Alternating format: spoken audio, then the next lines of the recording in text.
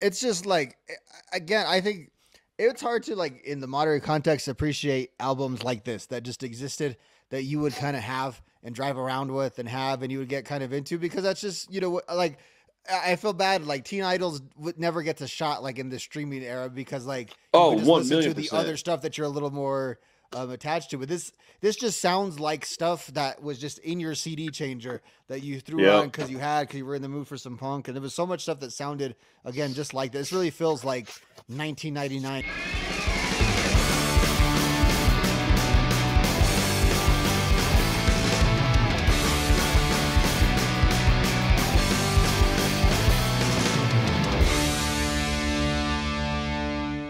All right, so Teen Idols, Pucker Up, dropped in March 23rd of 1999. It is 16 songs and only 28 minutes, bro. I can't describe to you how much that is my style, bro. I love this record. Man, it's efficient, isn't it? The way it gets in and out. Boy, I tell you, that's a great descriptive word right there. It's efficient. Absolutely. So I did my track by track recap. None Mm-hmm. of it's very long. Most of it's like one sentence. So I'm gonna read this real quick. You let me Okay. know afterwards. I want to know what you have to think about some of this. Okay. The opener is the title track, and it's so good, man. It's catchy. It's fast. The vocal harmonies and the hand claps in that song really get you off to just a positive feeling. You know what I'm saying? Mm-hmm. It's obvious what you're getting with this, though. Right off the bat, there's snotty lyrics, there's snotty vocals. Actually, the vocals are kind of clean. The lyrics are more snotty than the vocals on this. I think the addition of a female bass player who could add vocals in there is a massive W for this band. How do you feel about that? No, it is, and that's where they do some of these harmonies so well throughout. That's what's kind of crazy about this entire album is it's very Right. like basic punk rock that's just done very very well. Like these songs are really tight. They sound really good. They know what they're doing musically. It's just not in a style of music that's generally considered this sort of buttoned up. But I think they do a really really good job of putting this, like, the Beach Boys meets, like, just a Ramones-core band, basically, is what they Right. have. Dude, I went back and read a review from when this album came out, and I was so pissed off by the reviewer because they were like, all they focused on was the like lack of diversity in the like sonic sounds of the album, but they didn't focus at all on like the production value. They did mention the vocal harmonies a little bit, but they just like glossed over a bunch of stuff that are like really positive about this record. Now, are they reinventing the wheel and doing something crazy and bringing us just a bunch of unique sounds and stuff? This isn't Life Won't Wait, bro. This is more like Let's Go, which is still pretty diverse, honestly. But like, this is like, it's like you said, they figured out what they are good at, what they enjoy doing, and they perfected that. And I don't know, man. I don't see that as a bad thing. I think a lot of artists go out and try to do something different and then just fall on their face, and it happens a lot. I just don't understand the hate on a band that finds out what they like to do and then does that. I appreciate it personally. Yeah, and they were always pretty good at. I will say though, this very much sounds like the time, and so I can see a Oh review at yeah, the time being like, this stuff is so saturated that it was nothing new. But also, like, it's a they have their position in history. I think maybe because of that, because, like, maybe they don't have the songs that really take them to the next level, or that really attract a big. This big wide audience, but they're very very consistent though too. Like, that's the other end of that is, if like you're saying, if a band tries a bunch of stuff and they're not good at it, then it doesn't really serve a purpose. Like, the right. Teen Idols were good at the Teen Idols thing, so might as well do it. And again, it's not like they were phoning it in. I think there's a difference between doing the same thing and doing it well and just phoning it in, and you can feel when that occurs. That's not what was going on here. There's I creativity in these songs. I agree. I agree. Especially we're gonna get into the lyrics here in a few minutes, dude. But like, yeah, I think that there's two kinds of like music fans out there. There's fans, and I would think I would fall into this category, who are fine with like being complacent in their preferred sounds. Like, I don't care if I get diversity. I don't care if I have a band that uh well just does what we're talking about, goes all over the map with their sounds. Now I can appreciate that, but I more often than not find a band whose sound is what I like, and I like the band. One Man Army has a sound. I would say that Rance is probably actually the one that doesn't. They have a sound, but they oftentimes go all over the place. But they still have a sound. You know what I'm saying? And But like so they wouldn't get accused of that as much though because of what you're saying, no, because no. they have these other places to go. I think of, you know, bands like Pennywise get accused of that, of just making the same album That's over, and I think sometimes that when people make that accusation, it's a little bit of lazy analysis. They're not really listening to the album. It's just that like 100%. that stuff, you know, like anything Pennywise ever does fits into skate punk, just like anything that these guys ever do Right. fits into like that the pop punk that they sort of do. So that is what they do. That is the type of band they are. I think it's impressive when bands like Pennywise, like Teen Idols, explore a lot of stuff within those parameters. Like that's also a skill, is to be able to I do agree. all that and still service your core audience and do what you want to do. Because I also like respect, we're going to talk about later on AFI, like there's the members of that band are in other bands that they have formed together, because it's so far different than what the original base is. So I find that sometimes to be a hollow criticism, again, unless it's really obvious that the band is phoning it in. I just think those are two different things. And I'm with you. Like it doesn't necessarily mean it's good just because it goes a bunch of different directions. Dude, Like for sure. that's not a value in and of itself. I've always, and it's funny because I read a lot of contemporary reviews and they all say that about pretty much every album that I like. And I'm like, no, I think I like that album because it sounds like them. Like that's a lot of why I like a lot of the albums that get criticized for Dude, that that's exact reason. exactly where I fall on this argument, is that I don't understand why that's a bad thing. Like, tell me why me listening to an album of, let's just keep using Pennywise because they're the one that always gets brought up. When I want to hear Pennywise, I don't want to hear No Effects. I don't want to hear No Effects, man. I want to hear Pennywise. Or I don't want to hear Lagwagon or the Agrolites or Mustard Plug. Or no, I want to hear Pennywise. I like their vocal style. I like the way they play guitar. I think it's probably a little harder even to have a 10 or 12 album career and have most of those albums be really, really good throughout the entirety of the album with only one kind of sound that you're really doing, and have to rely on being tight, your like technique of your instrument, your lyrical ability, like the longevity in that is not easy. Like, No. how do I say this? Like, yeah, you know what I mean? No, like doing that for 2 decades, I think it deserves a little more sustaining credit. a fan base, because you've sustained a fan. It's not like you're just doing it to no one. You know, Correct. People are going to. There's a reason why you have to service that audience, because it exists. Right, no, dude. Like, thank you. Yeah, it's a conversation that I think is bigger than Teen Idols, but they're a good example of this. Now They're they very did good. release a lot Very good of example of it. songs, like a lot of output within a pretty short time. So again, I can kind of see how people would have got burned out by them. And like for me, Yes. I always put them as like not a second tier band, like as far as quality, but they just kind of, oh yeah, Teen Idol, they would be on tour with these people, or they would be doing that people. They never really got that sort of prime slot. But this stuff, it's they're just like any other band though. Like, had the right people have been paying attention, they could have been big. Like all those bands were pretty damn for sure. good. You know what I mean? So with the right machine behind it, there's no reason why this couldn't have blown up into something that was huge, because it sounds like a lot of that other stuff that did blow up. It's got equal parts Ramones, Beach Boys. Like, you can't have those sounds and not be popular if the right people hear you. So you're absolutely correct with that. I think that a band like Teenage Bottle Rocket is like probably like the peak of where this kind of band would end up, where they're still touring, they're legendary. They have 250 to 500 person shows all the time, no matter where they're at. They're making decent money, not amazing money, but they have to tour to do it. But you know, I think that's the kind of band we're talking about here. And Teenage Bottle Rocket also falls into this kind of has a sound type of band. I don't know, man. I love every band I rock, dude. Has their sound, and that's what I like. Yeah, and Teenage Bottle Rocket is the like analogy to this sound. Like that's the like we've talked about them being like Elvis and the Beach Boys, but with punk rock, and that's kind of right. You could see the roots of that with this, like very very directly.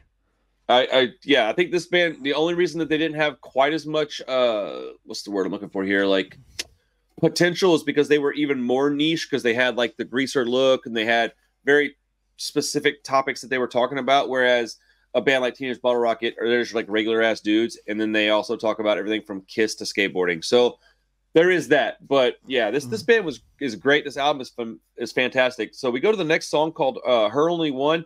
It has a very familiar melody. I'm not sure where I've heard it, but it's really good. But it absolutely is familiar to me, and it's I put that this is a top tier Ramones-core band for sure.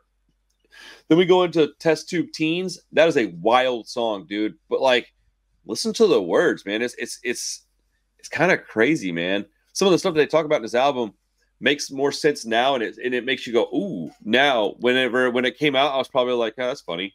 But and I put this band's a lot faster tempo than a lot of the Ramones worship acts out there, but they're just really fast and tight musically, and I love the vocals on this band. There's a great solo in that song. They're faster than those bands, but they're also poppier than those bands. It's weird in a lot of ways too. Yeah, because they are extremely. They have a ton of pop sensibility. Like yes, that's lot. What's like this stuff is really cool. Like I hear a lot of like you can see a similarity more to like Green Day than you can a lot of these underground bands in this band. You see a lot of that same sort of styling that they have. That rock and roll styling is kind of on display here.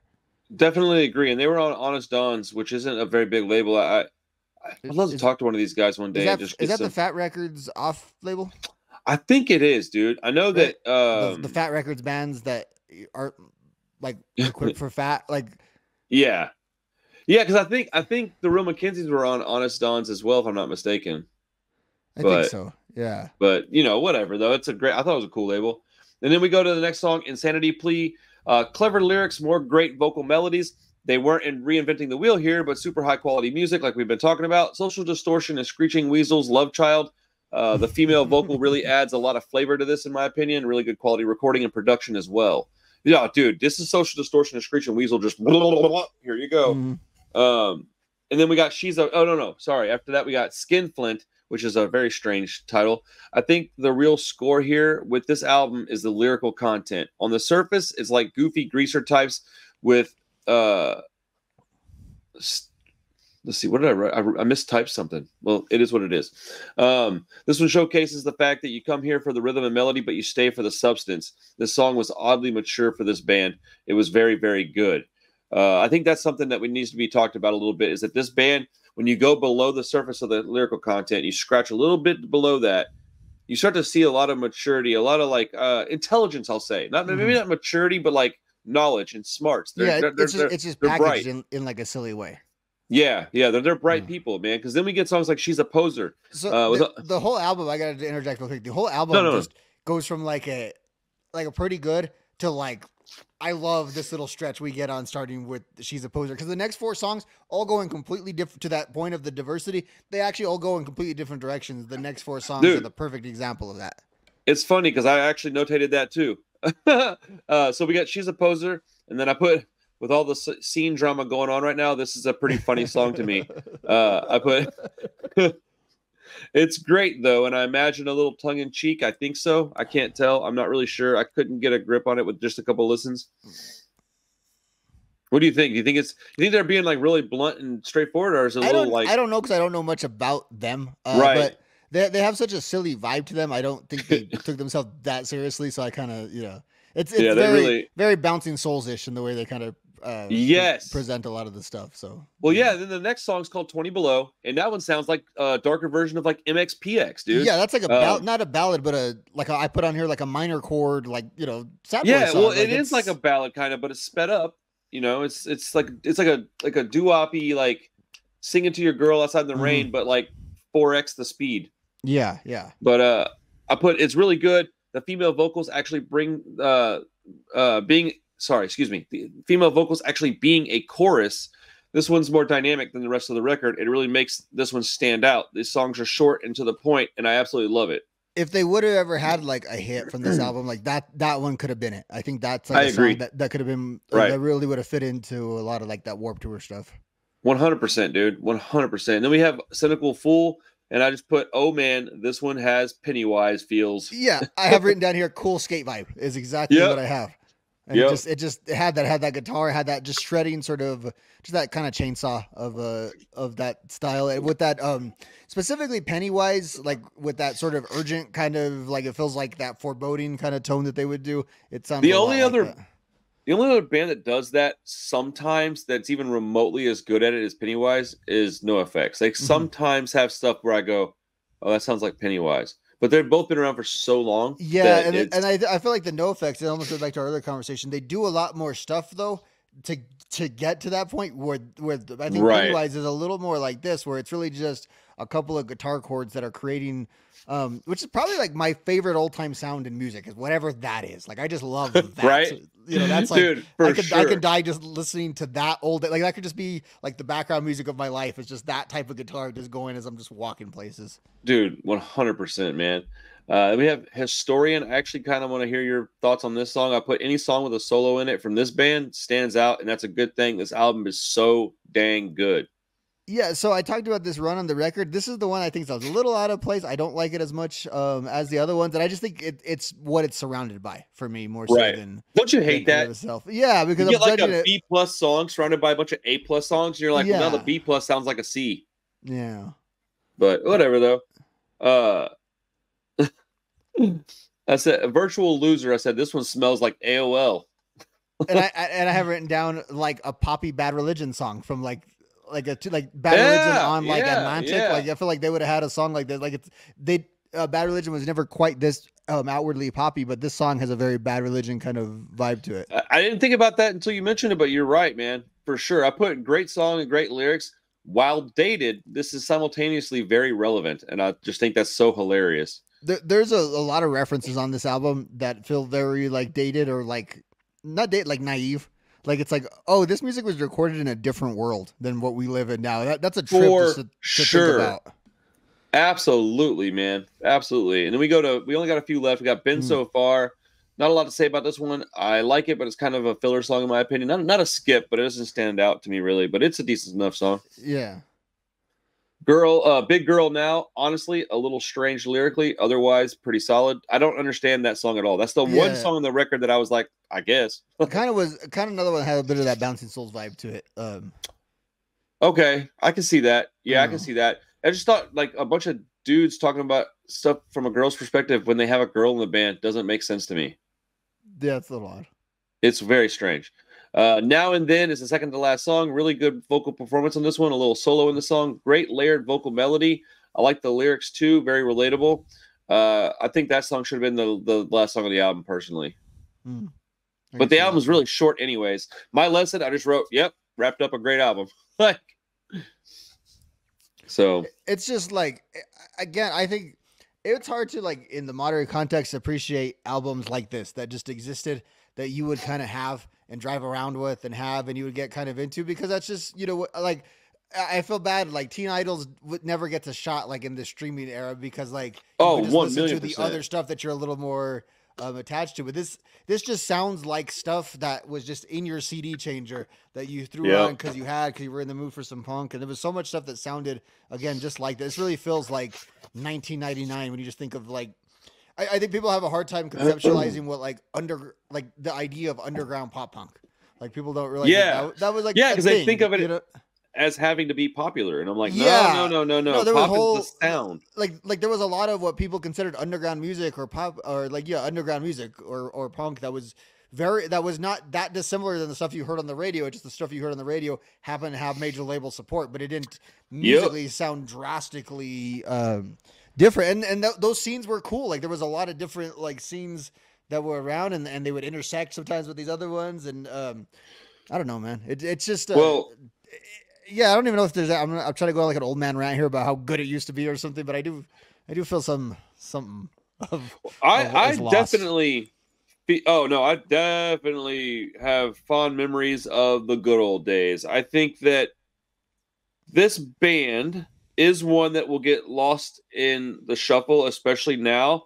I think that especially with us talking about AFI here in a few minutes, that album still sounds fresh, like it could come out right now almost, honestly, right? Mm-hmm. Whereas Right. this one, not so much, and if it does, it's just not to the degree of success that it had. It would be like lost in the shuffle for sure if it came out now. It would be looked at as exactly a generic album, and like those criticisms might actually be somewhat relevant that you would hear, and Yeah, like this sounds like 1999. Black I Sails like that again. though.